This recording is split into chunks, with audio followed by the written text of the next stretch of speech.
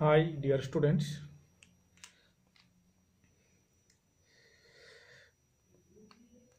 Previous ক্লাসে আমরা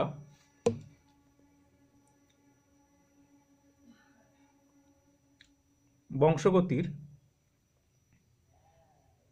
যে বংশ পরম্পরার সঞ্চারণ সেইগুলো কিভাবে হয় সেটা আমরা দেখেছিলাম, তাই তো?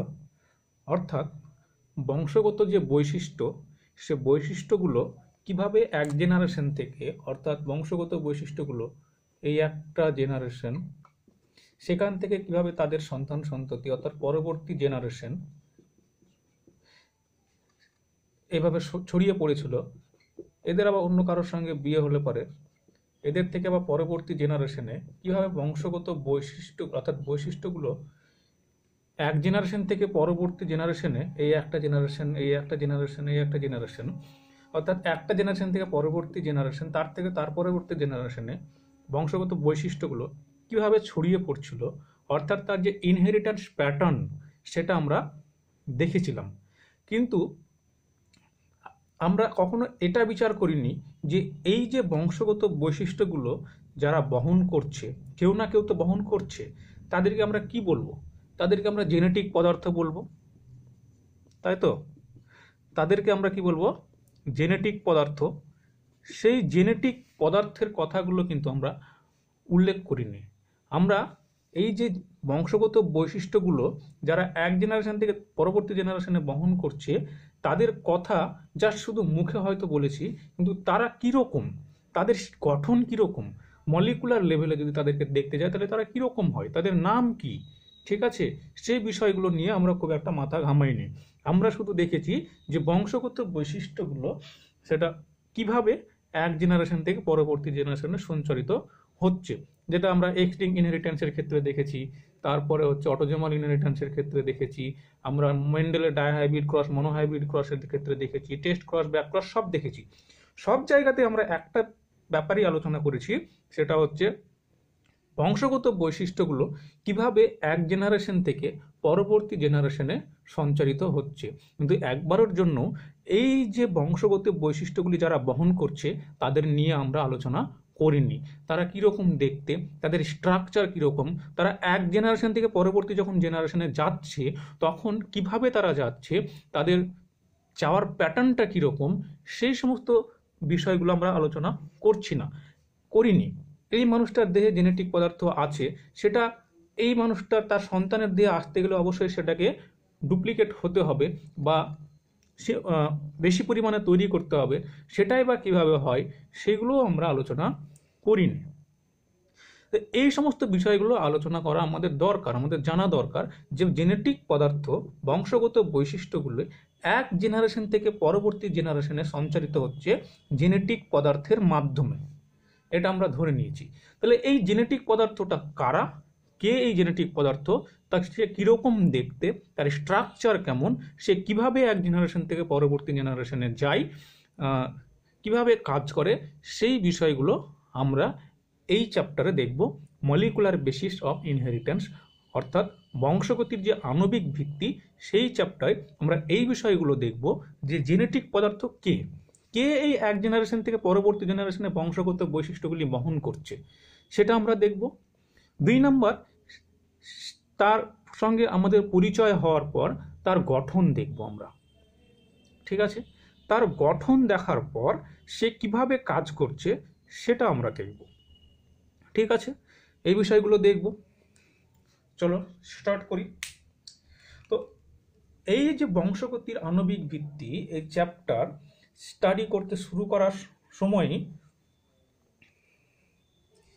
বিজ্ঞানীরা বললেন যে এই বংশগতির যে আণবিক ভিত্তি বিচার করতে গিয়ে বললেন যে এক জেনারেশন থেকে পরবর্তী জেনারেশনে বৈশিষ্ট্যগুলি সঞ্চারিত হয় জেনেটিক পদার্থের মাধ্যমে। গুড, জেনেটিক পদার্থের মাধ্যমে হয়। এই জেনেটিক পদার্থ হলো ডিএনএ। বিজ্ঞানীরা বললেন এই জেনেটিক পদার্থটা হলো ডিএনএ, অথবা যারা কিছু আরএনএ ভাইরাস আছে তাদের ক্ষেত্রে জেনেটিক পদার্থ হচ্ছে আরএনএ। এটা আমি বাইপাস রাখলাম, এটা কেবলমাত্র আরএনএ ভাইরাসদের ক্ষেত্রে, কিন্তু সকল জীবের ক্ষেত্রে জেনেটিক পদার্থ হচ্ছে ডিএনএ। খুব ভালো কথা, ডিএনএ জেনেটিক পদার্থ আমরা জেনে গেলাম, কিন্তু এই যে ডিএনএ যে জেনেটিক পদার্থ, এইটা কিভাবে পাওয়া গেল? এটা কি এমনি এমনি বলে দিল কোনো সায়েন্টিস্ট যে ডিএনএ জেনেটিক পদার্থ? সায়েন্স তো কোনো সময় প্রুফ ছাড়া কিছু মানে না। তাহলে নিশ্চয় ডিএনএ যে জেনেটিক পদার্থ, এটা প্রুফ করতে হয়েছে, এটার একটা প্রমাণ করতে হয়েছে যে হ্যাঁ ডিএনএ হচ্ছে জেনেটিক পদার্থ। সেই প্রমাণটা বিজ্ঞানীরা করেছিলেন, তবেই সবাই মেনেছে। তাহলে এই যে চ্যাপ্টার ডিএনএ হচ্ছে জেনেটিক পদার্থ, সেটা আমরা জেনে গেছি। তার মানে এই যে মলিকুলার বেসিস অফ ইনহেরিটেন্সে আমরা জেনেটিক পদার্থ ডিএনএর গঠন সম্পর্কে জানবো, ডিএনএর থেকে কিভাবে আরএনএ তৈরি হয়, আরএনএ থেকে কিভাবে প্রোটিন তৈরি হয় সেই বিষয়গুলো জানবো, ডিএনএ থেকে ডিএনএ কিভাবে তৈরি হয় অর্থাৎ ডিএনএ রেপ্লিকেশন সম্পর্কে আমরা জানবো, ডিএনএ থেকে আরএনএ অর্থাৎ ট্রান্সক্রিপশন সম্পর্কে জানবো, আরএনএ থেকে প্রোটিন শেপ, এটা বলা হয় ট্রান্সলেশন, সেই ট্রান্সলেশন সম্পর্কে আমরা জানবো। এই সমস্ত বিষয়গুলো এই চ্যাপ্টারে আমরা পড়ব। সেই সঙ্গে সঙ্গে ডিএনএ এবং আরএনএ স্ট্রাকচার আমরা পড়ব। এই হচ্ছে এই বিষয়ের আলোচনার বিষয়বস্তু। ঠিক আছে, ঠিক আছে, আমরা সেগুলো একে একটা আলোচনা করব। কিন্তু সবার আগে এই যে ডিএনএ যে জেনেটিক পদার্থ, সেটা কিভাবে প্রমাণ হলো, কে প্রমাণ করলো, কিভাবে প্রমাণ হলো, সেটা আমাদের জানতে হবে। এটা আমাদের সিলেবাসে আছে। ঠিক আছে, সিলেবাসে না থাকলেও আমাদেরকে জানতে হবে। তো চলো স্টার্ট করি। ডিএনএ যে জেনেটিক পদার্থ, সেটা কিভাবে প্রমাণ হলো? এই যে ডিএনএ যে জেনেটিক পদার্থ, সেটা কিন্তু একটা ধাপে কখনোই হয়নি। অনেক প্রচেষ্টা করার পর, অনেক বিজ্ঞানী অনেক মতামত দেওয়ার পর, অনেক প্রমাণ দেওয়ার পর সবশেষে গ্রিফিথ বলে একজন সায়েন্টিস্ট আছেন, কি বললাম নাম, গ্রিফিথ বলে একজন সায়েন্টিস্ট আছেন, সেই গ্রিফিথ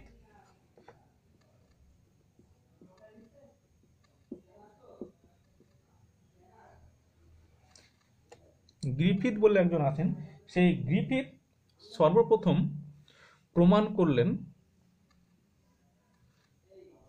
যে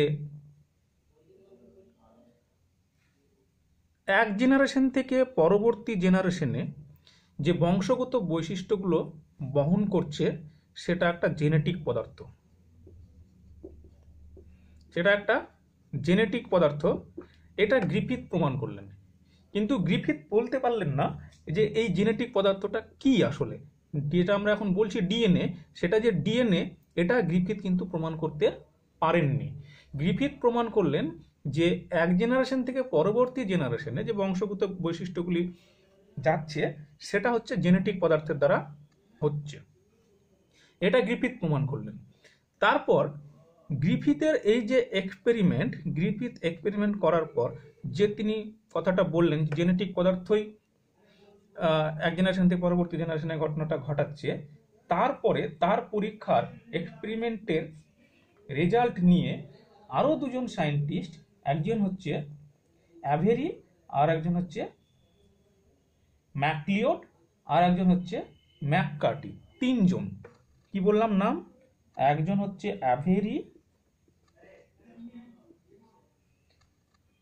ম্যাকলিওড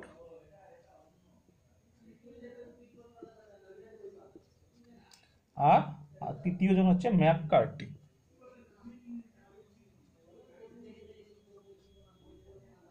কি বললাম?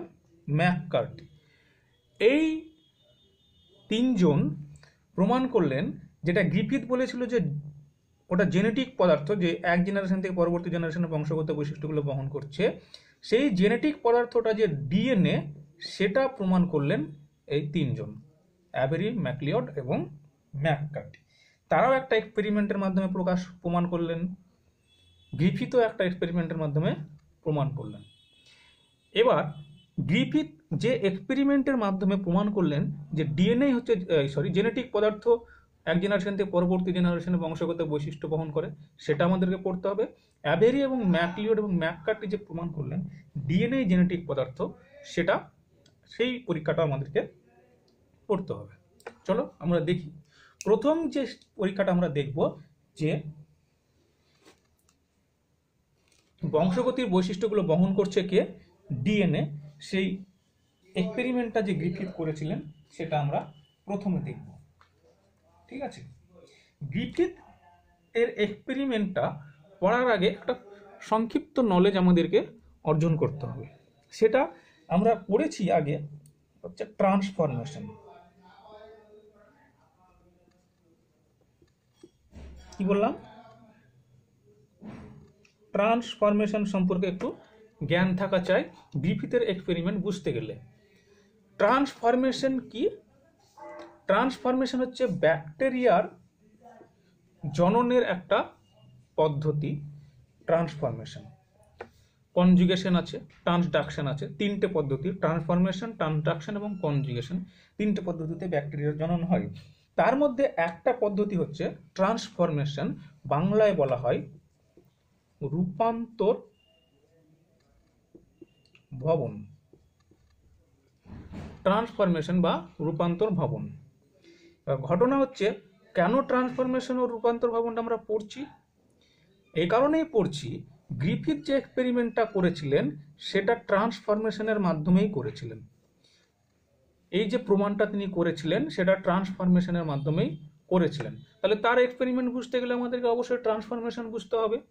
তাহলে ট্রান্সফরমেশন কি? ট্রান্সফরমেশন হচ্ছে যে, মনে করো এটা একটা ব্যাকটেরিয়া, এটা ব্যাকটেরিয়া রিপ্রোডাকশনের পদ্ধতি। এটা মনে করো একটা ব্যাকটেরিয়া, এই ব্যাকটেরিয়ার মধ্যে এটা মনে করো ডিএনএ আছে, এটা মনে করো ব্যাকটেরিয়ার ডিএনএ। ঠিক আছে, এবার ধরো এটা একটা জায়গাতে ব্যাকটেরিয়াটাকে রাখা আছে।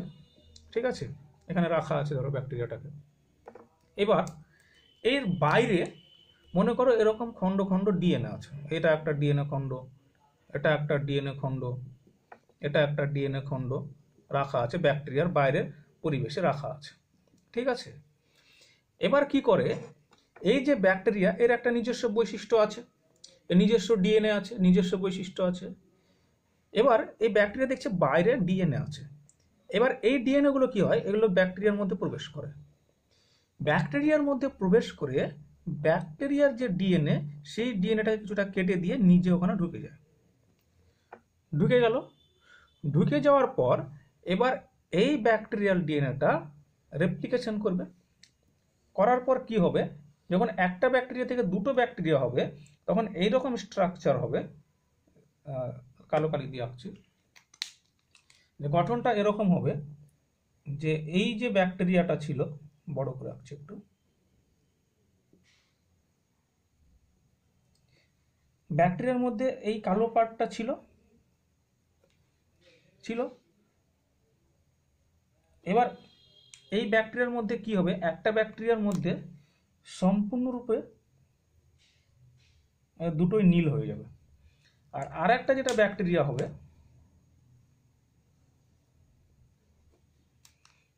সেটা কি হবে, কালো থেকে গেল। এর মানে ব্যাকটেরিয়ার মধ্যে এই নীল পার্টটা অর্থাৎ ফরেন ডিএনএ, বাইরের ডিএনএ, যেটাকে ফরেন ডিএনএ বলা হয়, তাই তো ইংলিশে বলা হয় ফরেন ডিএনএ বা বাইরের ডিএনএ, সেই বাইরের ডিএনএ ঢুকে গিয়ে সেই ব্যাকটেরিয়ার মধ্যে দেখো বাইরের ডিএনএ প্রবেশ করে গেছে। যখনই বাইরের ডিএনএ প্রবেশ করে যাবে তখন এই ব্যাকটেরিয়ার যে নিজস্ব বৈশিষ্ট্য ছিল সেই বৈশিষ্ট্যের কিছু পরিবর্তন ঘটবে। কারণ এই যে ডিএনএটা এই ডিএনএর এই ব্যাকটেরিয়ার মধ্যে ঢুকেছে, এই ডিএনএর যে বৈশিষ্ট্যটা আছে সেই বৈশিষ্ট্যটা কিন্তু এই ব্যাকটেরিয়ার মধ্যে প্রকাশ পাবে, তাই তো এই ব্যাকটেরিয়ার মধ্যে প্রকাশ পাবে। তার ফলে কি হবে, ব্যাকটেরিয়ার বৈশিষ্ট্যের কিছু পরিবর্তন ঘটবে। আর এইটার যেটা বৈশিষ্ট্য ছিল সেটাই থাকবে, কারণ এখানে দেখো ওর পুরনো ব্যাপারটাই আছে। বোঝা গেছে? তাহলে এক কথায়, মোদ্দা কথায়, ট্রান্সফরমেশন মানে হচ্ছে কোনো একটা ব্যাকটেরিয়া যখন বহিস্থ ডিএনএ বা বাইরের পরিবেশের ডিএনএ গ্রহণ করে, নিজস্ব ডিএনএ গ্রহণ করার পর নিজস্ব ডিএনএর মধ্যে ইনকর্পোরেট করে, প্রবেশ করানোর ফলে ওই ব্যাকটেরিয়ার নিজস্ব বৈশিষ্ট্যের কিছু পরিবর্তন ঘটে। এর পরিবর্তন হয়েছে, মনে করো এটা এরকম স্মুথ কি ছিল, এরকম মনে করো বাইরের সারফেস এরকম রাফ ছিল, এরকম রাফ সারফেস ছিল বাইরেরটা। এটা ওটা এই ফরেন ডিএনএটা অ্যাকসেপ্ট করার পর এটা ধরো স্মুথ হয়ে গেছে, এরকম স্মুথ মানে মসৃণ হয়ে গেছে। ছিল অমসৃণ হয়ে গেল মসৃণ, তাহলে বৈশিষ্ট্য তো পরিবর্তন ঘটলো। এই যে ঘটনাটা, কোনো একটা ব্যাকটেরিয়া যখন ফরেন ডিএনএ অ্যাকসেপ্ট করার পর নিজের বৈশিষ্ট্যের পরিবর্তন ঘটাচ্ছে, এটাকে বলা হচ্ছে ট্রান্সফরমেশন বা রূপান্তর ভবন। এই রূপ ছিল, এই রূপ থেকে এই রূপে রূপান্তর হয়ে গেল, তাহলে কি হলো? রূপান্তর ভবন হলো। বুঝতে পেরেছো? এটা হচ্ছে ট্রান্সফরমেশন। তাহলে ট্রান্সফরমেশন কখন হয় এটাই মনে রাখতে হবে। ট্রান্সফরমেশন কখন হয়? যখন একটা ফরেন ডিএনএ ব্যাকটেরিয়াল ডিএনএর মধ্যে প্রবেশ করছে, তখনই ট্রান্সফরমেশন ঘটছে। আবারও বলছি, কোনো একটা ফরেন ডিএনএ যখন ব্যাকটেরিয়ার মধ্যে, অর্থাৎ বাইরের ডিএনএ যখন ব্যাকটেরিয়া নিজস্ব ডিএনএর মধ্যে প্রবেশ করছে, তখনই কি হচ্ছে? ট্রান্সফরমেশনটা ঘটছে। এখান থেকে এখানে ট্রান্সফরমেশন ঘটেছে। বোঝা গেছে?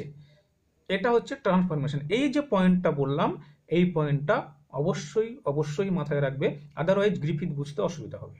গ্রিফিথের যে এক্সপেরিমেন্ট, সেটা বুঝতে অসুবিধা হবে। ঠিক আছে, চলো ট্রান্সফরমেশন আমরা বুঝে গেছি, আমরা এবার গ্রিফিথের এক্সপেরিমেন্টটা দেখব।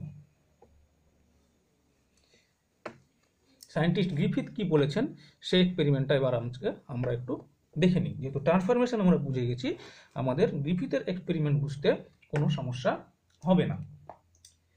গ্রিফিথ যখন এক্সপেরিমেন্ট শুরু করলেন, গ্রিফিথ এক্সপেরিমেন্ট শুরু করেছেন একটা ব্যাকটেরিয়া দিয়ে। তিনি যে ব্যাকটেরিয়াটা ইউজ করেছিলেন, সেই ব্যাকটেরিয়াটার নাম হচ্ছে এটা একটা নিউমোকক্কাস ব্যাকটেরিয়া। ব্যাকটেরিয়ার নাম হচ্ছে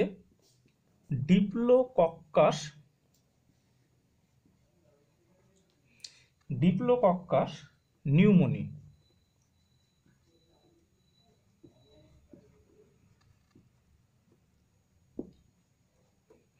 তারা আন্ডারলাইন করতে হবে, যেহেতু সায়েন্টিফিক নেম। ডিপ্লোকক্কাস নিউমোনি বলে একটা ব্যাকটেরিয়া নিয়েছিলেন। এই ব্যাকটেরিয়াটা নিয়েছিলেন, তার কারণ হচ্ছে এই ব্যাকটেরিয়ার একটা বিশেষ বৈশিষ্ট্য আছে, এর রূপান্তর ভবন সহজে বোঝা যায়। তো এই ব্যাকটেরিয়াটা ট্রান্সফরমেশন হয়। এই ব্যাকটেরিয়াটার দুটো রূপ আছে। ব্যাকটেরিয়া কটা রূপ আছে? এর দুটি রূপ আছে। কি দুটি রূপ?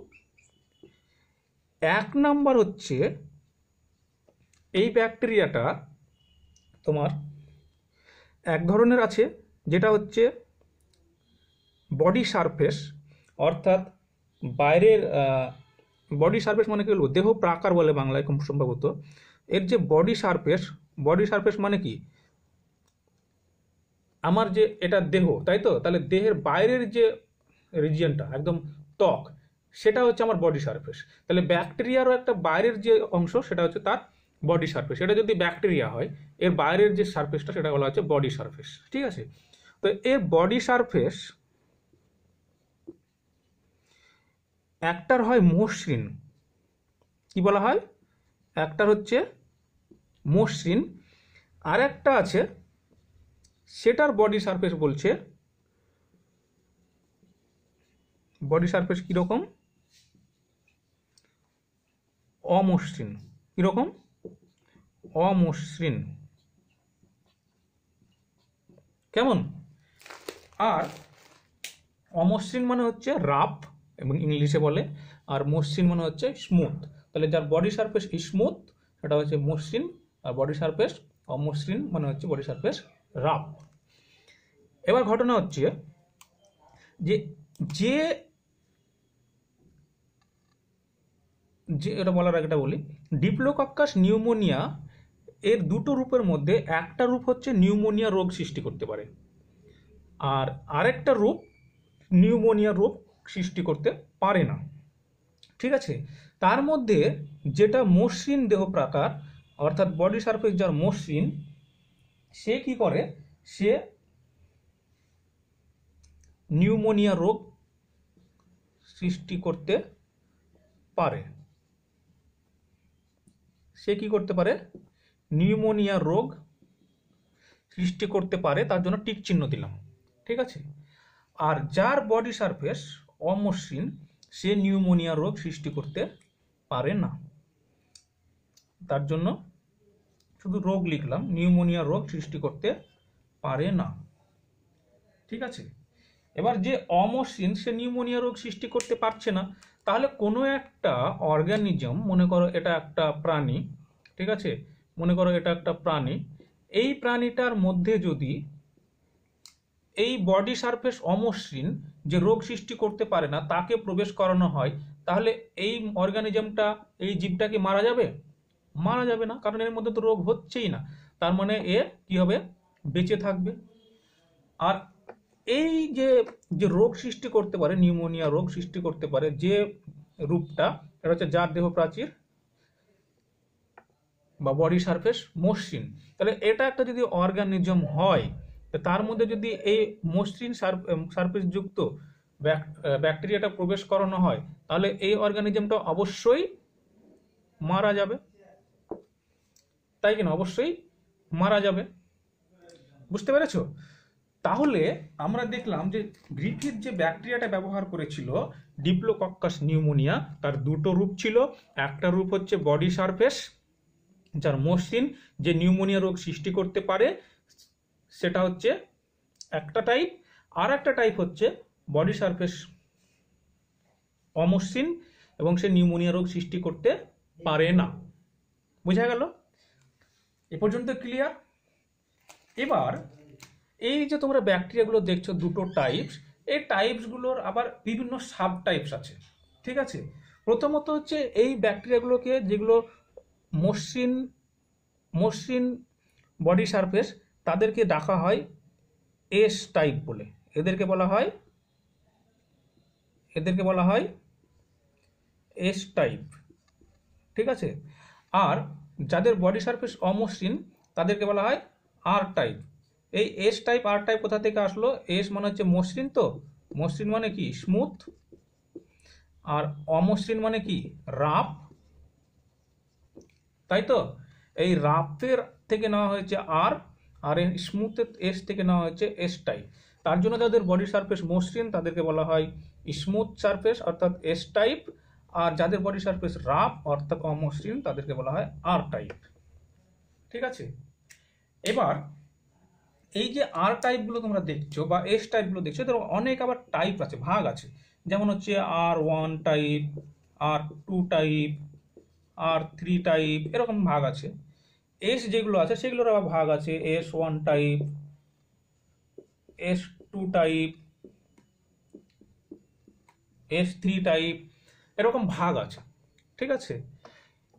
গ্রিফিথ কিন্তু সমস্ত স্ট্রেন, এগুলো এগুলো হচ্ছে এক একটা স্ট্রেন বা ভাগ বলছো আমি বাংলায়, এগুলো এক একটা স্ট্রেন বা এক একটা ভাগ। তো গ্রিফিথ কিন্তু সমস্ত স্ট্রেনগুলো নেননি। নিউমোকক্কাসের অর্থাৎ ডিপ্লোকক্কাস নিউমোনিয়া, এই যে ব্যাকটেরিয়া, তার সমস্ত স্ট্রেনগুলো নিয়ে পরীক্ষা করেননি। গ্রিফিথ কি করেছিল? শুধুমাত্র এর মধ্যে নিয়েছিল S3টাকে, আর যেটা রাফ সারফেস, যেটা রোগ তৈরি করতে পারে না, তার নিয়েছিল R2 টাইপটাকে, ঠিক আছে? এখানে বলে রাখি, আমি এখানে R2 লিখেছি, তুমি যদি এরকম 2R লেখো তাতেও কোনো সমস্যা নাই। এখানে S3 লিখেছি, এখানে যদি 3S লেখো তাতেও কোনো সমস্যা নাই, দুটো একই জিনিসই বোঝায়। কোনো কোনো বইতে এরকম থাকে, কোনো কোনো বইতে এরকম থাকে। এটা দেখা যাচ্ছে না, না? এটা হচ্ছে এরকম যদি থাকে, এরকম R2 যদি লিখি তাতেও কোনো সমস্যা নেই, ঠিক আছে? তাহলে এতক্ষণ পর্যন্ত কি পড়লাম? এতক্ষণ পর্যন্ত পড়লাম, একবার আমি রিমাইন্ড করে নিই, যে গ্রিফিথ যে এক্সপেরিমেন্টটা করেছিলেন সেখানে তিনি ডিপ্লোকক্কাস নিউমোনিয়া বলে একটা ব্যাকটেরিয়া নিয়েছিলেন। সেই ব্যাকটেরিয়ার দুটো রূপ আছে, একটা হচ্ছে বডি সারফেস মসৃণ, যে কিনা নিউমোনিয়া রোগ সৃষ্টি করতে পারে, তাকে বলা হয় এস টাইপ।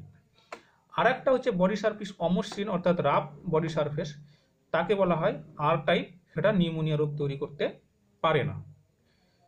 গ্রিফিথ করেছিলেন কি, এই যে এস টাইপ তার মধ্যে S3 টাইপটা নিয়েছিলেন, আর যেটা আর টাইপ স্ট্রেন সেটা R2 টাইপটা নিয়েছিলেন, দিয়ে এক্সপেরিমেন্টটা করেছিলেন, ঠিক আছে? এটুকুই আমরা পড়লাম এতক্ষণ ধরে। চলো এবার আমরা আসল এক্সপেরিমেন্টটা দেখব, যে তিনি সেখানে কি কি করেছিলেন, ঠিক আছে? গ্রিফিথ করেছিলেন, একটা ইঁদুর নিয়েছিলেন, কি নিয়েছিলেন, কতগুলো ইঁদুর নিয়ে এক্সপেরিমেন্টটা করেছিলেন। নিয়ে কি করেছিলেন, তাহলে কি কি নিয়েছিল, একটা হচ্ছে R2 আর একটা হচ্ছে S3, এই দুই টাইপের স্ট্রেন নিয়েছিল ডিপ্লোকক্কাসের, আর ইঁদুর নিয়েছিল। দিয়ে এবার পরীক্ষা শুরু করেছিল। কি করেছিল, মনে করো যে আমি খুব সিম্পল একটা ছবি আঁকছি, ঠিক আছে। আমি জানি তোমরা ছবিটা দেখে হয়তো হাসবে, সেরকম কোনো ব্যাপার নেই হাসাহাসির। এই ধরো ইঁদুর নিয়েছিল, ঠিক আছে। গ্রিফিথ কি করেছিল, কিছু ইঁদুরের মধ্যে এই যে আর টাইপ ব্যাকটেরিয়াটা আছে সেটা ইনজেক্ট করলো, ব্যাকটেরিয়াটা বেঁচে গেল। কেন বেঁচে গেল, কেন বেঁচে গেল? কারণ আর টাইপ তো এটা অমসৃণ দেহ সারফেস, এ তো রোগ তৈরি করতে পারে না, রোগ তৈরি করতে পারে না, তাই বেঁচে গেল। অন্য একটা ইঁদুর নিল, মনে করো এটা অন্য একটা ইঁদুর নিল, নিয়ে তার মধ্যে S3 টাইপ ব্যাকটেরিয়াটা দিল। এবার এটা তো রোগ সৃষ্টি করতে পারে, তখন কি হলো, এই ইঁদুরটা মারা গেল। কি হলো, ইঁদুরটা মারা গেল। এবার গ্রিফিথ একটু বুদ্ধি খাটালো। কি করলো, গ্রিফিথ করলো কি, যে এই যে S3 ব্যাকটেরিয়াগুলো আছে সেগুলোকে মেরে দিল, তাপ প্রয়োগ করে। কি করে মারলো, হিট দিয়ে মেরে দিল, তাপ প্রয়োগ করে মেরে দিল। তাহলে এই ব্যাকটেরিয়াগুলো মরে গেল। এই যে মারা যাওয়া ব্যাকটেরিয়া, সেইগুলোকে কি করলো, আর একটা ইঁদুর নিল, মনে করো এই ইঁদুরটা, এই ইঁদুরের মধ্যে এই মারা যাওয়া অর্থাৎ যে S3 সেটা হচ্ছে মৃত, আর এইগুলো কি নিয়েছিল, এগুলো হচ্ছে জীবিত। এটাও R2 কি ছিল, এটাও ছিল জীবিত। এবার মৃত S3 কে ইঁদুরের মধ্যে ইনজেক্ট করলো, ইঁদুরটা বেঁচে গেল। কেন বেঁচে গেল, কারণ S3 তো মারা গেছে, মৃত।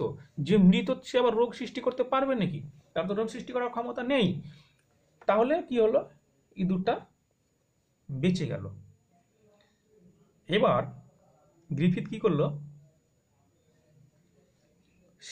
ফোর্থ টাইম এসে 4 নাম্বার স্টেজে এসে গ্রিফিথ করলো কি, এটা যদি 1 নাম্বার স্টেজ হয়, এটা যদি 2 নাম্বার স্টেজ হয়, এটা যদি 3 নাম্বার স্টেজ হয়, 4 নাম্বার স্টেজে গ্রিফিথ করলো কি, এই একটা ইঁদুর, সেই ইঁদুরের মধ্যে তোমার R2 এটা নিল জীবিত, ঠিক আছে, এই স্ট্রেনটা নিল জীবিত, আর S3 এটা নিল মৃত, ঠিক আছে। নিয়ে এই ইঁদুরটার দেহে ইনজেক্ট করলো। এবার একটা অদ্ভুত ঘটনা ঘটলো। কি ঘটলো অদ্ভুত ঘটনাটা, অদ্ভুত ঘটনা হচ্ছে ইঁদুরটা মারা গেল। ইঁদুর কি হলো, মারা গেল। কিন্তু আমরা এতক্ষণ ধরে যে হিসাব মতো পড়াশোনা করলাম, যে প্রথমে একটা জীবিত আর টাইপ ইনজেক্ট করলাম, ইঁদুর বেঁচে থাকলো, কারণ আর টাইপের রোগ করার ক্ষমতা নেই। জীবিত S টাইপ দিলাম, মারা গেল, কারণ S টাইপ রোগ তৈরি করতে পারে, ইঁদুরটা মারা গেল। তৃতীয় ক্ষেত্রে আমরা S3টাকে মেরে দিলাম, মৃত, মেরে দেওয়ার পর ইঁদুরে ইনজেক্ট করলাম, ইঁদুর বেঁচে গেল। চতুর্থ ক্ষেত্রে আমরা কি করলাম, R2টাকে জীবিত দিলাম, S3টা মৃত দিলাম। এবার এই ক্ষেত্রে যখন R2 জীবিত দিয়েছিলাম তখন ইঁদুর বেঁচে গিয়েছিল, S3 যখন মৃত দিয়েছিলাম ইঁদুর বেঁচে গিয়েছিল। তাহলে এই ক্ষেত্রে তো আমরা R3 জীবিত দিয়েছি, S3 মৃত দিয়েছি, R3 জীবিত দিয়েছিলাম, S3 মৃত দিয়েছিলাম, তাহলে দুই ক্ষেত্রে ইঁদুর বেঁচে গিয়েছিল। এবার এই দুটোকে যখন আমরা একসঙ্গে দিচ্ছি তখন ইঁদুর বাঁচছে না, মারা যাচ্ছে। যা বাবা, এটা কেন হচ্ছে? এই জায়গাটা থেকে এবার গ্রিফিথ একটা মন্তব্য টানলেন, একটা কনক্লুশন টানলেন। কি কনক্লুশন? বলছে যে এখানে যে আমি 2 প্রকার ব্যাকটেরিয়া দিয়েছি, গ্রিফিথ বলছে যে এই যে 2 প্রকার ব্যাকটেরিয়া দিয়েছি, ঠিক আছে, এই যে 2 প্রকার ব্যাকটেরিয়া দিয়েছি, এই ইঁদুরের মধ্যে ব্যাকটেরিয়া ঢুকে গেছে। এবার এই ব্যাকটেরিয়াটা যদি তোমার R2 টাইপ হয়, আর এই ব্যাকটেরিয়াটা যদি S3 টাইপ হয়, ঠিক আছে, বলছে যে এই H3 টাইপটা তো মৃত, কিন্তু মৃত হলেও এর তো ডিএনএ আছে, এর মধ্যে তো এর ডিএনএ আছে, ডিএনএ না, আমরা ভুল বললাম আমি, এর জেনেটিক পদার্থ তো এখানে আছে, এর জেনেটিক পদার্থ তো এখানে আছে। সেই জেনেটিক পদার্থটা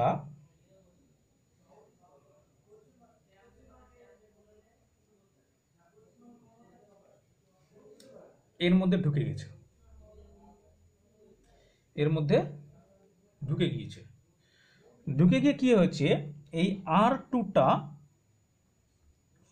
জীবিত H3-তে কনভার্ট হয়ে গেছে, জীবিত H3-তে কনভার্ট হয়ে গেছে, অর্থাৎ R2 H3-তে কনভার্ট হয়ে গেছে। এবার H3-তে যখন কনভার্ট হয়ে গেছে, অর্থাৎ এখানে কি ঘটনা ঘটেছে, ট্রান্সফরমেশন, কি ঘটনা ঘটেছে, রূপান্তর ভবন ঘটে গেছে, অর্থাৎ ট্রান্সফরমেশন ঘটে গেছে, দিয়ে এই R2টা H3-র জেনেটিক পদার্থ নিয়েছে, নিয়ে জীবিত H3-তে রূপান্তর হয়ে গেছে। এবার যেহেতু জীবিত H3 আছে, জীবিত H3-তে কি হয়েছিল, মারা গিয়েছিল ব্যাকটেরিয়া, এই ইঁদুরটা, এখানেও ইঁদুরটা মারা গেল।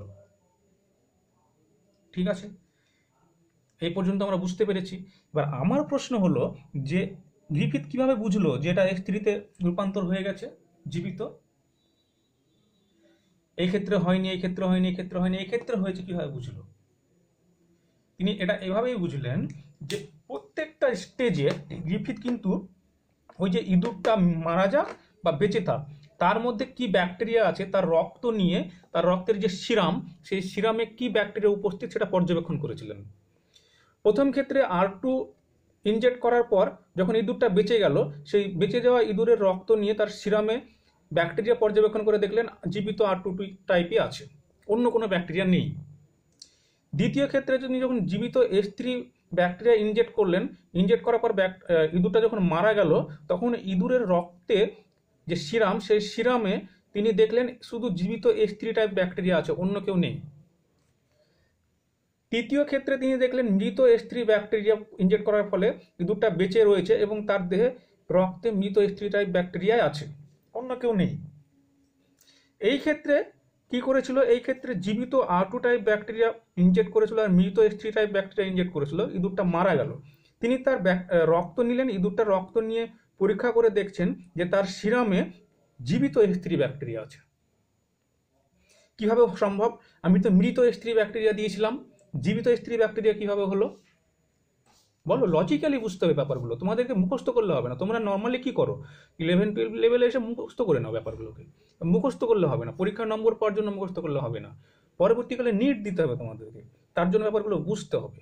পরবর্তীকালে তোমরা কেউ বায়োসায়েন্স নিয়ে পড়াশোনা করতে পারো, তার জন্য ব্যাপারটা বুঝতে হবে। কেউ ডক্টর হবে, তাদেরকেও এগুলো বুঝতে হবে। যদি বুঝে থাকো তাহলে ভালো ডক্টর হতে পারবে, ভালো প্রফেসর হতে পারবে, ভালো মাস্টার হতে পারবে।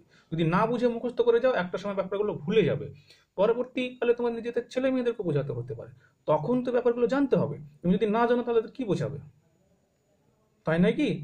তো এই হচ্ছে ব্যাপার। তো এইখানে তিনি দিলেন মৃত এবং জীবিত, জীবিত R2 টাইপ আর মৃত H3 টাইপ, কিন্তু অদ্ভুতভাবে তার রক্তের মধ্যে পাচ্ছেন জীবিত H3 টাইপ আর ইঁদুরটা মারা গেল। এখানে জীবিত H3 টাইপ ছিল, ইঁদুরটা মারা গিয়েছিল। তার মানে জীবিত H3 টাইপের জন্য ইঁদুরটা মারা যাচ্ছে, এটা আমরা ঠিক জেনেছি, এটা হওয়া সম্ভব, এটা হবেই, এটা উচিত, কারণ জীবিত H3 রোগ তৈরি করে। কিন্তু এখানে মৃত H3 দেওয়ার পরেও কেন জীবিত H3 পেলাম? এইটা প্রমাণ করতে গিয়েই গ্রিফিথ প্রমাণ করে ফেললেন যে এখানে ট্রান্সফরমেশন ঘটেছে।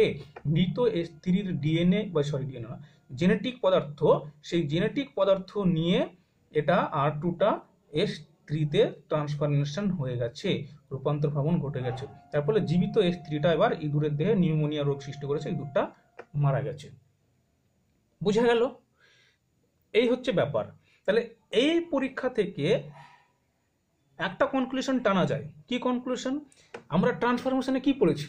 ট্রান্সফরমেশনে আমরা পড়েছি যে ট্রান্সফরমেশন করাই যে বস্তুটা, সেটা অবশ্যই জেনেটিক বস্তু হতে হবে, জেনেটিক পদার্থ হতে হবে। সেটা কিন্তু আমরা এর আগে পড়ে এসেছি ট্রান্সফরমেশন যখন পড়লাম। তাহলে ট্রান্সফরমেশন কে ঘটায়? জেনেটিক পদার্থ। জেনেটিক পদার্থ ট্রান্সফরমেশন ঘটায়, তাহলে এই ক্ষেত্রে এখানে যে ট্রান্সফরমেশনটা ঘটে গেছে সেটার জন্য দায়ী একটা জেনেটিক পদার্থ। Yes or no? Yes, 100% yes. তাহলে এই ক্ষেত্রে জেনেটিক পদার্থটাই ট্রান্সফরমেশনের জন্য দায়ী, আর সেই জন্যই এই ব্যাকটেরিয়া এক জেনারেশন থেকে পরবর্তী জেনারেশনে এসে জীবিত হয়ে গেছে। বোঝা গেছে? অন্য একটা রূপ পেয়ে গেছে। বোঝা গেছে? তাহলে গ্রিফিথ কি প্রমাণ করলেন এখান থেকে? যে বংশগতির যে বস্তুটা সেটা হচ্ছে জেনেটিক পদার্থ। তাহলে এই যে জেনেটিক পদার্থ যেটা কিনা ট্রান্সফরমেশন ঘটাতে পারে, এই পরীক্ষা থেকে তিনি প্রমাণ করলেন। ঠিক আছে, কিন্তু তিনি প্রমাণ করতে পারলেন না যে এই যে জেনেটিক পদার্থ, সেই জেনেটিক পদার্থটা হচ্ছে ডিএনএ। যেটা আমরা এখন জানি, সবাই জানি যে জেনেটিক পদার্থ হচ্ছে ডিএনএ, কিন্তু গ্রিফিথ এটা প্রমাণ করে যেতে পারলেন না। তিনি এটা প্রমাণ করেননি যে ডিএনএই হচ্ছে জেনেটিক পদার্থ, কিন্তু তিনি এটা প্রমাণ করার জন্য একবারে ঠিক যে জায়গাটায় যাওয়ার দরকার সেই জায়গাটায় চলে গিয়েছিলেন, কিন্তু সামনে আর এগোননি বা এগোতে পারেননি, যে কোনো একটা ঘটনা ঘটেছে। ঠিক আছে, তারপরে গ্রিফিথের এই এক্সপেরিমেন্টটা চারিদিকে ছড়িয়ে গেল, সমস্ত সায়েন্টিস্টরা এই এক্সপেরিমেন্টটা দেখলো। এক্সপেরিমেন্টটা দেখার পর দুজন জিনিয়াস ছিলেন, একজন হচ্ছে ম্যাকলিওড, আরেকজন হচ্ছে ম্যাককার্টি, আর একজন হচ্ছে অ্যাভেরি। তিনজন ছিলেন। তারা এখানে আরে গ্রিফিথ তো প্রায় প্রমাণ করেই ফেলেছিলেন যে জেনেটিক বস্তুটা কি। ঠিক আছে, তারা আবার একটা এক্সপেরিমেন্ট, গ্রিফিথ যেখানে এক্সপেরিমেন্টটা শেষ করলো সেখান থেকে শুরু করলো। গ্রিফিথ যেখানে এক্সপেরিমেন্টটা শেষ করলো সেখান থেকে তারা একটা এক্সপেরিমেন্ট শুরু করে তারা প্রমাণ করে ফেললো যে ডিএনএই হচ্ছে জেনেটিক বস্তু, ডিএনএই হচ্ছে জেনেটিক পদার্থ। ঠিক আছে, আমরা গ্রিফিথের এক্সপেরিমেন্ট বুঝে গেছি, আমরা ট্রান্সফরমেশন বুঝে গেছি, আমরা জানি যে জেনেটিক পদার্থ ট্রান্সফরমেশন ঘটায়, জেনেটিক পদার্থ এক জেনারেশন থেকে পরবর্তী জেনারেশনে বংশগতি বৈশিষ্ট্যগুলো নিয়ে যায়। চলো এবার আমরা পরবর্তী যে স্টেজে অ্যাভেরি, ম্যাককার্টি এবং ম্যাকলিওড তিনজন মিলে প্রমাণ করলেন যে ডিএনএ হচ্ছে জেনেটিক পদার্থ, কোনো সন্দেহ নাই, সেই এক্সপেরিমেন্টটা আমরা দেখব। ঠিক আছে, আমি এগুলো তোমাদেরকে বোঝানোর চেষ্টা করছি, তোমরা এগুলো বুঝতে পারলে পরে বুঝে যাবে, না বুঝতে পারলে আমাকে ইউটিউবে হোক, কমেন্ট বক্সে হোক, বা তোমাদের হোয়াটসঅ্যাপ গ্রুপে হোক, যেখানে হোক না কেন আমাকে প্রশ্ন করবে, জিজ্ঞেস করবে। বুঝতে না পারলে আমি অবশ্যই পুনরায় বোঝানোর চেষ্টা করব। কেমন? তাহলে আমরা কি বুঝে গেলাম? গ্রিফিথের এক্সপেরিমেন্ট বুঝে গেলাম। গ্রিফিথ প্রমাণ করেছিলেন জেনেটিক পদার্থ এক জেনারেশন থেকে পরবর্তী জেনারেশনে বংশগতি বৈশিষ্ট্যগুলি বহন করে। এবার পরবর্তীকালে কি বললাম? অ্যাভেরি, ম্যাককার্টি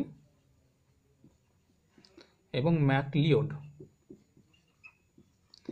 এরা যে এক্সপেরিমেন্ট গ্রিফিথ যেখানে শেষ করেছিল সেখান থেকে শুরু করে প্রমাণ করলো যে ডিএনএ, যে জেনেটিক পদার্থটার কথা গ্রিফিথ বলে গেছিল, সেই জেনেটিক পদার্থটা হচ্ছে ডিএনএ। ওকে, চলো দেখি কিভাবে প্রমাণ করলো। এরা তিনজন করলো কি, তোমার এই যে ডিপ্লোকক্কাস নিউমোনিয়া,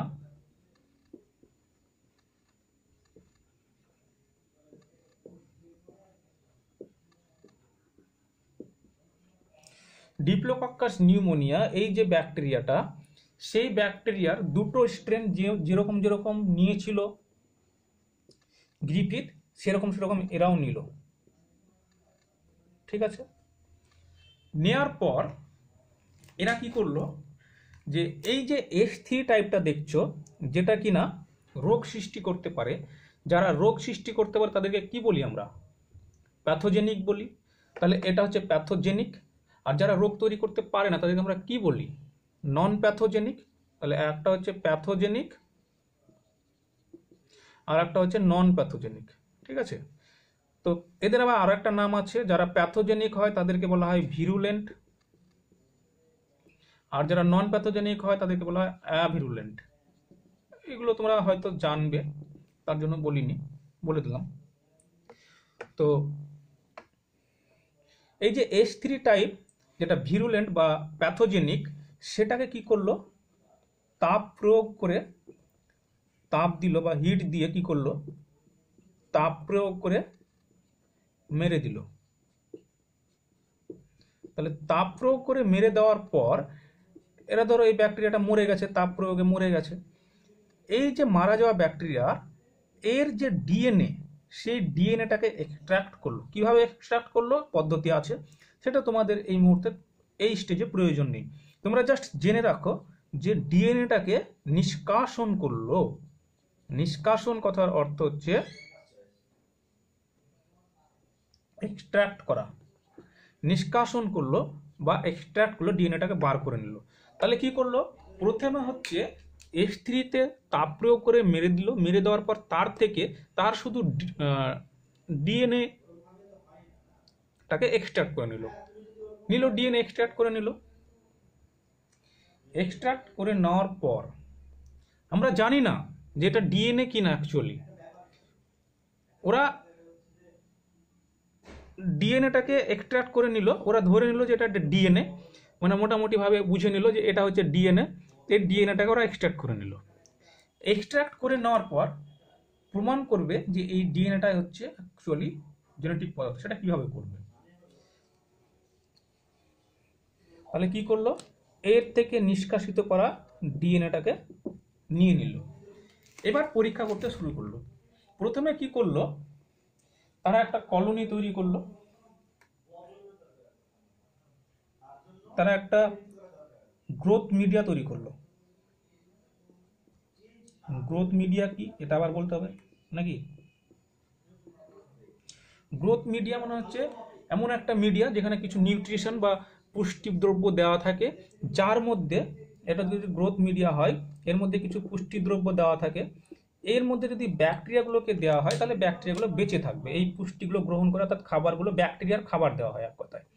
ঠিক আছে, এই ব্যাকটেরিয়ার খাবার দেওয়া হয় ব্যাকটেরিয়া যাতে বেঁচে থাকতে পারে। তাহলে এই পুষ্টি দ্রব্যের মধ্যে থেকে পুষ্টিগুলো খেয়ে খেয়ে ব্যাকটেরিয়া বেঁচে থাকতে পারে। এটাকে বলা হয় কালচার মিডিয়াম বা গ্রোথ মিডিয়া। ঠিক আছে, কালচার মিডিয়া বা গ্রোথ মিডিয়া। এরকম তারা কিছু গ্রোথ মিডিয়া তৈরি করলো। ইঁদুর নিল না। ইঁদুরের দেহে ব্যাকটেরিয়া বেঁচে থাকতে পারছিল, কারণ ইঁদুরের দেহে কিছু পুষ্টিদ্রব্য ছিল যেগুলো খেয়ে ব্যাকটেরিয়া বেঁচে থাকছিল। ঠিক সেরকমই ইঁদুরের দেহ না নিয়ে আর্টিফিশিয়ালি ব্যাকটেরিয়ার খাবার দিল একটা প্লেটের মধ্যে, পেট্রি ডিশের মধ্যে দিয়ে সেখানে ব্যাকটেরিয়াকে রাখলো। ঠিক আছে, এবার এরকম কালচার মিডিয়া তৈরি করেছে। করার পর কি করলো, এই R2 type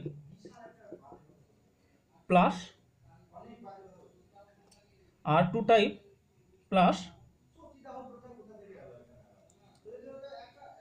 S3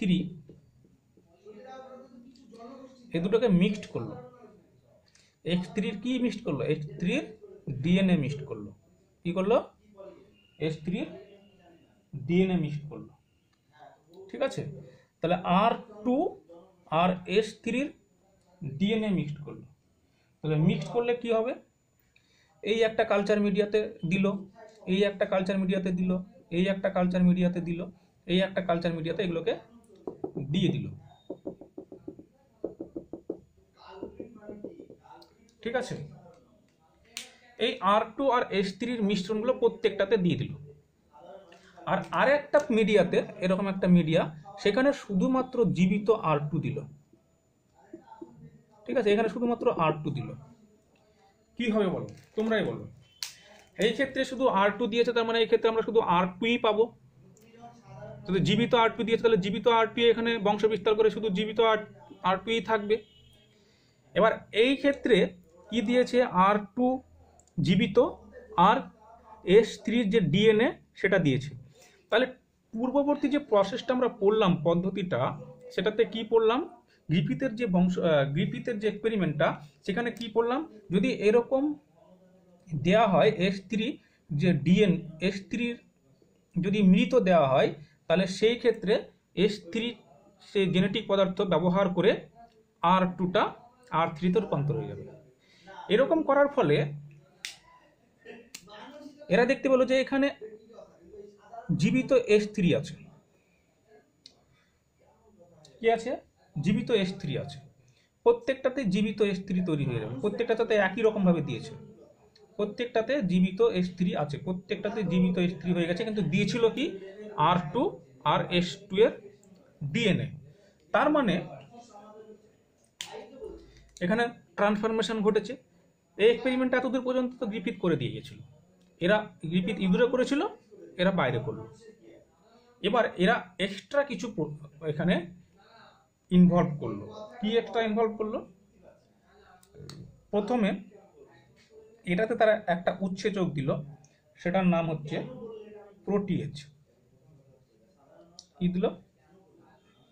protease. Second time এটাতে দিল RNase,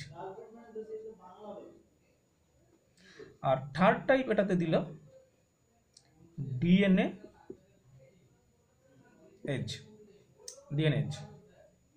এইগুলো কি? ডিএনএজ, আরএনএজ, প্রোটিয়েজ, এগুলো কি? এগুলো হচ্ছে একটা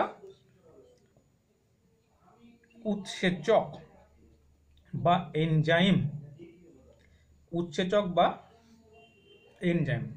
ওকে, গুড। এগুলো কেন দিল, এগুলোর কাজ কি, সেটা তো আমাদেরকে জানতে হবে, না হলে কেন দিল কি করে বুঝবো? দেখো যে প্রোটিয়েজ, যেখানে প্রোটিন থেকে প্রোটিয়েজ, আরএনএ থেকে আরএনএজ, ডিএনএ থেকে ডিএনএজ। এই যে উৎসেচকগুলো, যেটা প্রোটিয়েজ সেটা প্রোটিনকে ধ্বংস করে দেয়, প্রোটিনকে বিনষ্ট করে দিবে। যেটা আরএনএজ সেটা আরএনএ কে নষ্ট করে দিবে, আর যেটা ডিএনএজ এটা ডিএনএ কে নষ্ট করে দিবে। কি বললাম আবারও বলছি, ভালো করে শোনো। প্রোটিয়েজ প্রোটিনকে নষ্ট করে দিবে, বিনষ্ট করে দিবে। আরএনএজ আরএনএ কে ধ্বংস করে দিবে, ডিএনএজ ডিএনএ কে ধ্বংস করে দিবে। অর্থাৎ এই যে মিডিয়াতে এখানে S3 আছে, সেখানে যদি আমি ডিএনএজ দিয়ে দিই তাহলে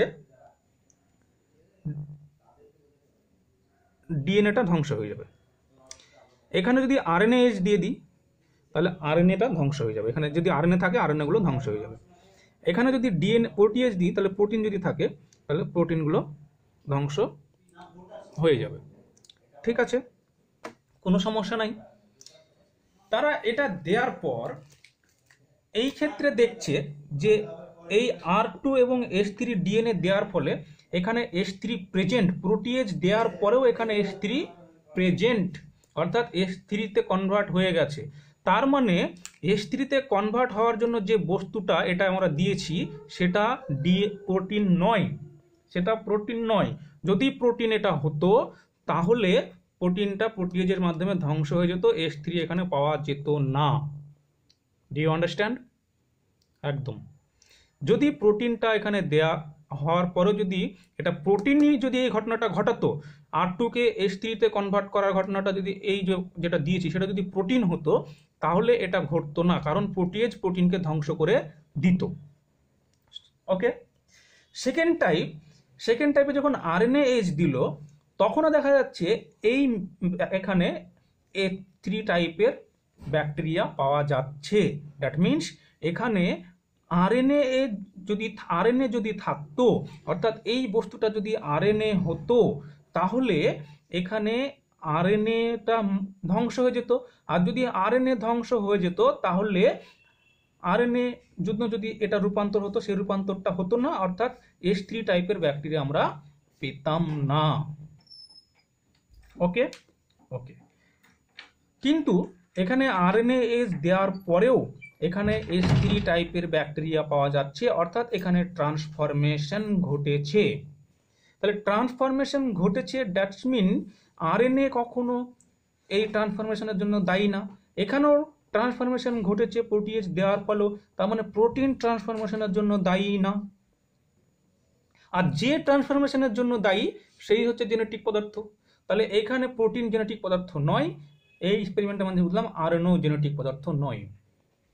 তৃতীয় স্টেজে এসে তারা যখন ডিএনএজ দিল, ডিএনএজ দেওয়ার পরে দেখা যাচ্ছে এখানে যে S3 ব্যাকটেরিয়া পাওয়া যাচ্ছিল সেটা আর পাওয়া যাচ্ছে না। এখানে R2, এই যে R2 আর এই ডিএনএ দেওয়ার ফলে যে S3 ব্যাকটেরিয়াটা প্রথমে আমরা পাচ্ছিলাম, যেটা দেখালাম, সেটা আর পাওয়া যাচ্ছে না, সেটা নেই, সেটা ভ্যানিশ, যা বাবা। ডিএনএজ দেওয়ার ফলে এরকম কেন ঘটনা ঘটছে? ডিএনএজ কি করে? ডিএনএজ ডিএনএ কে নষ্ট করে, ডিএনএ কে ধ্বংস করে। তাহলে ডিএনএ কে ধ্বংস করলো। ডিএনএ যখন ধ্বংস হয়ে গেল তখন এই ঘটনাটা, অর্থাৎ ঘটনাটা কি, ট্রান্সফরমেশন ঘটছে না, ট্রান্সফরমেশন হচ্ছে না, জাস্ট কেটে দিলাম। ট্রান্সফরমেশন যখন হচ্ছে না তখন এখানে H3 ব্যাকটেরিয়া পাচ্ছি না। তার মানে এখান থেকে একদম স্পষ্টভাবে বোঝা যাচ্ছে যে এই যে ট্রান্সফরমেশন ঘটনাটা ঘটছিল, অর্থাৎ R2টা H3-তে কনভার্ট হয়ে যাচ্ছিল, সেই ঘটনাটা ডিএনএই ঘটাচ্ছিল, ডিএনএ এই ঘটনাটা ঘটাচ্ছিল। তার জন্য যে ডিএনএ দিলাম, ডিএনএ গুলো যেই নষ্ট হয়ে গেল, সঙ্গে সঙ্গে এই ঘটনাটা আর ঘটছে না, তাই কি না? অনায়াসে বোঝা যাচ্ছে। এখান থেকে আবার আমরা জানি যে ট্রান্সফরমেশন কে ঘটায়, জেনেটিক পদার্থ ঘটায়। এখানে ট্রান্সফরমেশনটা কে ঘটাচ্ছিল? ডিএনএ ঘটাচ্ছিল। সুতরাং ডিএনএ হলো জেনেটিক পদার্থ। একদম সোজাসুজি কনক্লুশনে চলে আসলাম। বোঝা গেল? আমি আরেকবার রিমাইন্ড করে দিচ্ছি আমরা এতক্ষণ পর্যন্ত কি পড়লাম। আমরা পড়লাম যে গ্রিফিথ প্রমাণ করেছিল যে জেনেটিক পদার্থ ট্রান্সফরমেশন ঘটায়, কোনো সমস্যা নাই। যে ট্রান্সফরমেশনটা ঘটাচ্ছে সেটা জেনেটিক পদার্থ ঘটাচ্ছে, এটা গ্রিফিথ প্রমাণ করলো। কি বললাম? ট্রান্সফরমেশন যেটা হচ্ছে সেই ট্রান্সফরমেশনটা জেনেটিক পদার্থ, নো ডাউট, এটা গ্রিফিথ প্রমাণ করে গেল। সেকেন্ড টাইম অ্যাভেরি ম্যাককার্টি ম্যাকলিওড কি করলো, সেই R2 এবং H3 টাইপের দুটো ব্যাকটেরিয়াল স্ট্রেন নিল, আর H3 গুলোকে কি করলো, হিট প্রয়োগ করে মেরে দিয়ে তার ডিএনএ গুলো সংগ্রহ করলো। ডিএনএ সংগ্রহ করার পর সে কিছু ব্যাকটেরিয়া কালচার মিডিয়াম তৈরি করলো। কালচার মিডিয়াম তৈরি করার পর সেইখানে আলাদাভাবে R2 ব্যাকটেরিয়াকে দিল, R2 বেঁচে আছে, জীবিত। তারপরে বাকিগুলোতে কি করলো, আর R2কে একা দিল না, R2 এর সঙ্গে যে সে H3 থেকে ডিএনএ পেয়েছিল সেটাকে দিল, দিয়ে দেখলো যে দেওয়ার সঙ্গে সঙ্গে R2টা H3-তে কনভার্ট হয়ে গেছে, ট্রান্সফরমেশন ঘটেছে। সেকেন্ড টাইম সেকেন্ড প্লেটে দিল, সেখানেও দেখছে ট্রান্সফরমেশন ঘটেছে। থার্ড প্লেটে দিল, সেখানেও দেখছে ট্রান্সফরমেশন ঘটেছে, সমস্যা নেই। এবার তারা কি করলো, যে প্রথমটাতে প্রোটিয়েজ উৎসেচক দিল প্রোটিন ধ্বংস হওয়ার জন্য, দেখা যাচ্ছে প্রোটিনগুলো ধ্বংস হয়ে গেছে, তার সত্ত্বেও H3 হয়েছে, অর্থাৎ ট্রান্সফরমেশন ঘটেছে। তার মানে প্রোটিন জেনেটিক পদার্থ নয়, প্রোটিন ট্রান্সফরমেশন ঘটাচ্ছে না। সেকেন্ড টাইম কি করছে, সেকেন্ড টাইম তারা এখানে আরএনএএইচ দিচ্ছে। আরএনএএইচ দেওয়ার ফলে আরএনএ গুলো ধ্বংস হয়ে গেল, তবুও দেখা যাচ্ছে যে এখানে ট্রান্সফরমেশন হয়ে H3 তৈরি হচ্ছে। তার মানে আরএনএটাও জেনেটিক পদার্থ নয়। থার্ড টাইম তারা কি করলো, থার্ড টাইম ডিএনএএইচ দিল। ডিএনএএইচ দেওয়ার পর দেখা যাচ্ছে ডিএনএ গুলো যেই ধ্বংস হয়ে গেল, H3 আর পাওয়া যাচ্ছে না, নো H3, তার মানে নো ট্রান্সফরমেশন। তাহলে ডিএনএএইচ না থাকার জন্য ট্রান্সফরমেশন হচ্ছে না, তার মানে কি ডিএনএ থাকার জন্যই ট্রান্সফরমেশন হচ্ছিল। আমি তোমাদের ক্লাসে থাকছি বলে আমি পড়াচ্ছিলাম বায়োলজি, আমি নাই তাই পড়াচ্ছি না বায়োলজি, তার মানে কি আমি বায়োলজি পড়াই, তাই তো?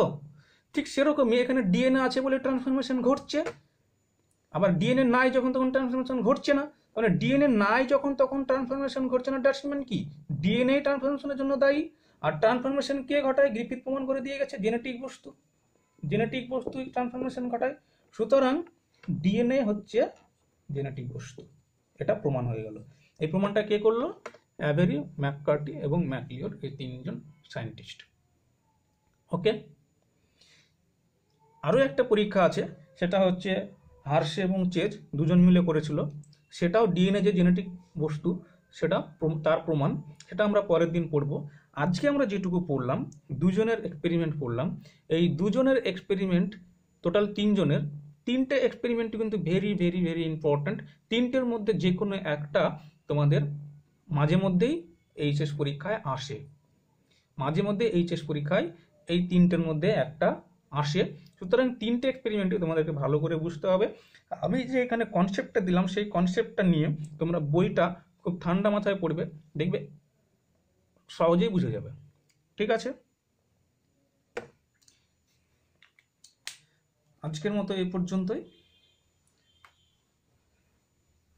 পরের ক্লাসে আমরা ডিএনএ যে জেনেটিক বস্তু তার আরও একটা প্রমাণ আছে হার্শে এবং চেজ দ্বারা, সেই প্রমাণটা আমরা পড়ব। কেমন? Thank you.